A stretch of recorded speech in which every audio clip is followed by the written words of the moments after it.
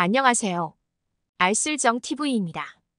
요즘 핫한 이슈들로 알아두면 쓸모있는 일반 시사 상식 문제를 다뤄보려고 합니다. 퀴즈 형식으로 준비했으며 문제는 총 10문제입니다. 여러분의 지적 호기심을 마음껏 발휘해보세요. 첫 번째 문제입니다. 최근 우리나라에서 논의되고 있는 노동 관련 법안으로 노동조합에 대한 손해배상 청구를 제한하는 것과 노사관계에 있어서 사용자의 범위를 확대하는 것을 골자 하는 법률안은 무엇일까요?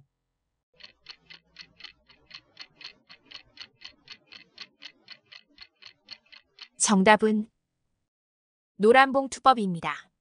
노란봉투법은 쌍용차 사태 노동자에 대한 노란봉투 후원에서 유래합니다.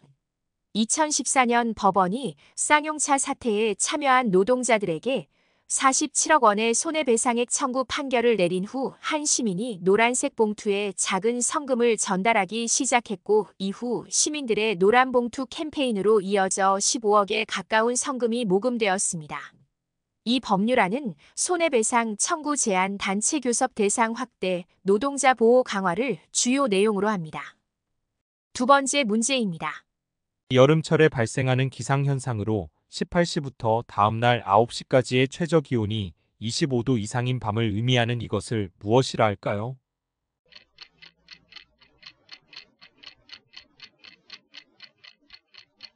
정답은 열대야입니다. 세 번째 문제입니다. 모든 가구의 소득을 오름차순으로 나열했을 때 중간에 위치한 가구의 소득을 의미하는 이것을 무엇이라고 할까요?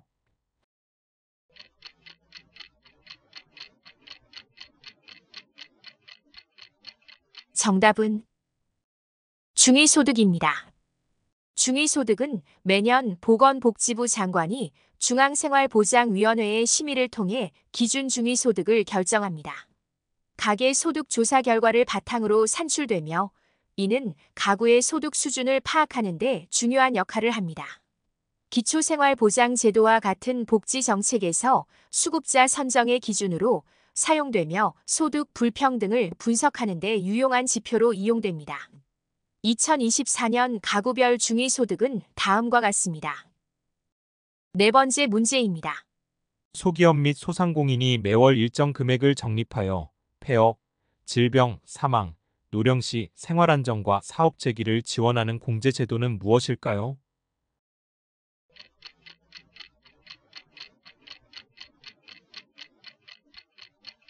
정답은 노란우산공제입니다.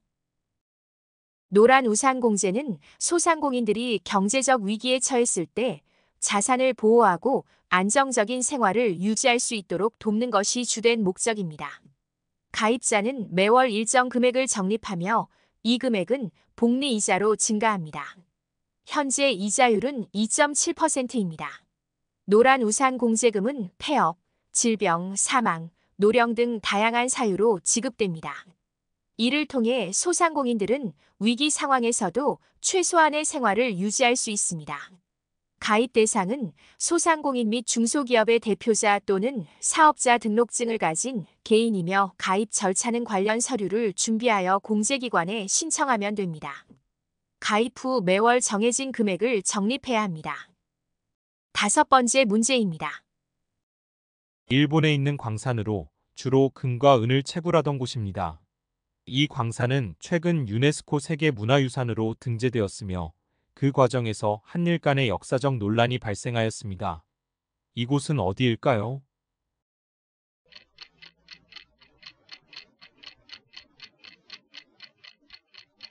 정답은 사도광산입니다. 현재 사도광산은 관광지로도 개발되고 있으며 많은 관광객들이 이곳을 방문하고 있습니다. 최근 2024년 7월 27일 유네스코 세계문화유산으로 등재되었습니다. 일본 정부는 강제노동이라는 표현을 사용하지 않기로 합의했다고 주장하지만 한국 정부는 이를 부인하고 있습니다. 이로 인해 양국 간의 외교적 갈등이 심화되고 있습니다. 여섯 번째 문제입니다. 현재 경남 합천 해인사에 보관 중이며 부처님의 가르침을 담은 84,000 법문을 목판에 새겼다. 불교의 힘으로 외적을 막고자 하는 염원을 담아 만든 목판 인쇄물인 이것은 무엇일까요?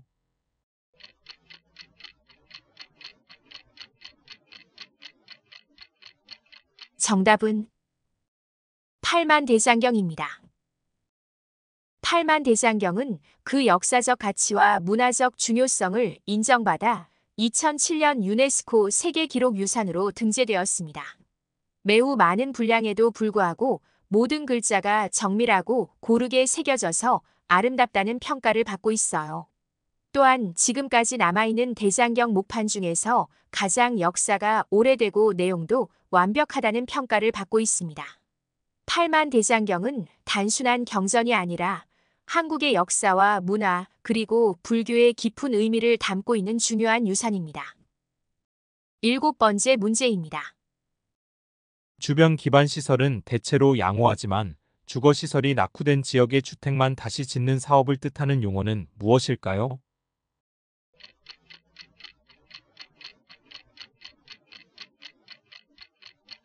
정답은 재건축입니다.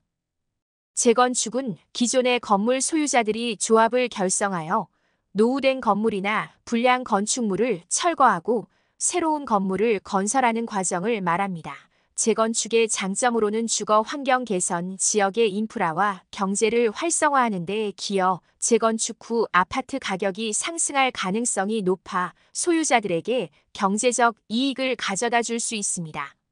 또한 단점으로는 재건축 과정에서 기존 거주자들이 이주해야 하는 불편, 재건축에 필요한 비용이 상당할 수 있으며 조합원 간의 분담금 문제로 갈등이 발생할 수 있습니다. 또 건물 철거 과정에서 발생하는 폐기물과 소음 등 환경 문제도 고려해야 합니다. 8번째 문제입니다. 1504년 10월 연산군이 훈구파와 살인파 간의 갈등을 이용하여 살인파 인사들을 대대적으로 숙청한 사건으로 이는 연산군의 어머니인 패비윤 씨에 대한 복수심과 관련되어 있다. 이 정치적 사건은 무엇일까요?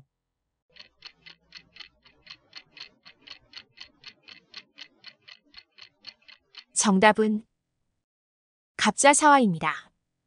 9번째 문제입니다. 소비자가 결함이 있는 중고차를 사거나 보험사가 질병 이력을 숨긴 가입자를 받는 등 정보 부족으로 불리한 결정을 내리는 상황을 무엇이라 할까요?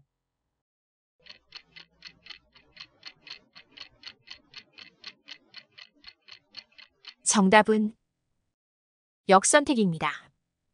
역선택은 거래 당사자 간의 정보 불균형으로 인해 정보가 부족한 쪽이 원하지 않는 상대방이나 품질이 낮은 상품을 선택하게 되는 현상입니다.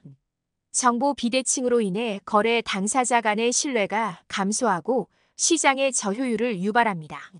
정보 비대칭을 줄이기 위해서는 투명한 정보 제공, 인증 시스템, 제3자 검증 등의 방법이 있습니다. 마지막 10번째 문제입니다.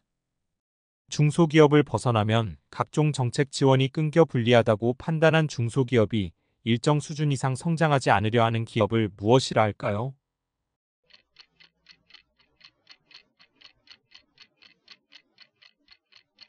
정답은 피터팬 기업입니다. 피터팬 기업이 중견기업으로의 성장을 회피하기 위해 기업을 둘로 쪼개거나 역분식 회계를 하여 매출액을 과소계상하는 등의 총극이 빚어지기도 합니다. 이러한 피터팬 기업의 증가로 인해 다른 선진국들에 비해 대기업과 중견기업의 비중이 극히 낮고 중소기업의 비중이 높자 중소기업 보호 정책과 대기업 규제 정책을 개선해야 한다는 목소리가 나오고 있습니다. 끝까지 시청해 주셔서 감사합니다. 더 좋은 영상으로 찾아뵙겠습니다.